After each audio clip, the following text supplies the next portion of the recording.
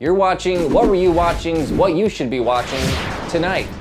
In this series of videos, I'll be suggesting to you what you should watch tonight.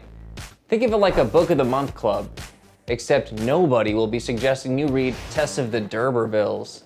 Ugh. So what you gonna do with that thing? I'm going hunting. So what you hunting?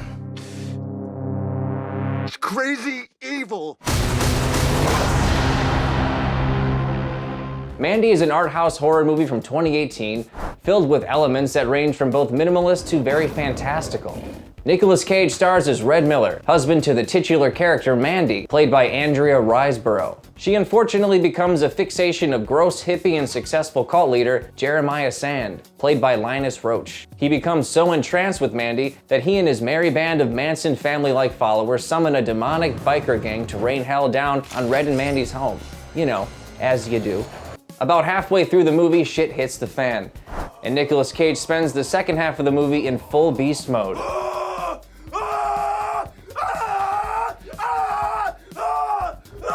If Nicolas Cage in his undies isn't enough to entice you to watch this, allow me to give you a few other reasons why you should make this your entertainment tonight. The performances, the music, and the film's overall style. Let's start with the style, and I don't exactly mean the cinematography. I mean the overall look of the film, the choices that the director Panos Cosmatos made. He chose to pepper in quick animated moments that look like they're ripped straight from a heavy metal album cover. He chose to use slick fantasy-style titles to introduce new segments of the story. He threw in colorful lens flares that might overwhelm some, but not rad dudes like me. The director created an amazing otherworldly feel to the film. Sometimes you feel like you're in a dreamy, heavenly atmosphere. Other times you feel like you've descended into the depths of hell. Next is the music. The score was composed by Icelandic musical genius Jóhann Jóhannsson, who was able to capture the movie's horror and fantasy elements in an electronic score that will blow your mind. He even composed an original song from Jeremiah Sand's failed music career that harkens back to the Flower Child 60s. I'd play some of it here, but Jeremiah Sand might sick his gang of coked up bikers on me. In all seriousness, Jóhann Jóhannsson is an artist you need to look up. He has a ton of stuff up on Spotify, and I can't recommend him enough. Nicolas Cage does his normal Nicolas Cage routine. Lots of mellow deliveries followed up with crazy tantrums. Sometimes I wonder if we should move away from this place. You're in my shit! You're a goblin. The devil lives inside Nicolas Cage. We all know it, but so does an angel. Nick Cage aside, the other cast members are great too.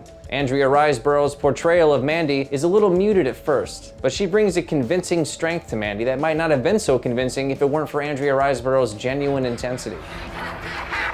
Shut up! Shut up! Linus Roach is pure magic in this movie. Jeremiah Sand is equal parts scary and pathetic. He and Mandy share an extended scene in this movie that borders on being too long, but because of Linus Roach's hypnotic cult leader delivery, it works.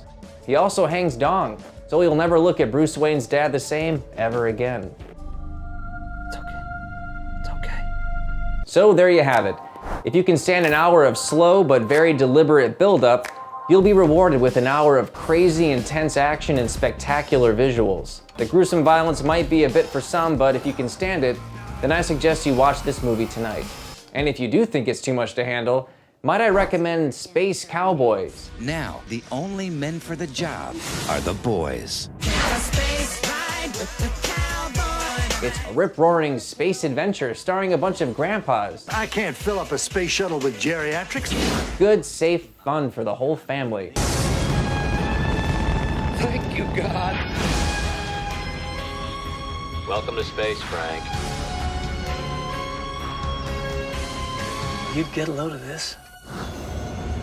General, just what sort of modifications have your people made here?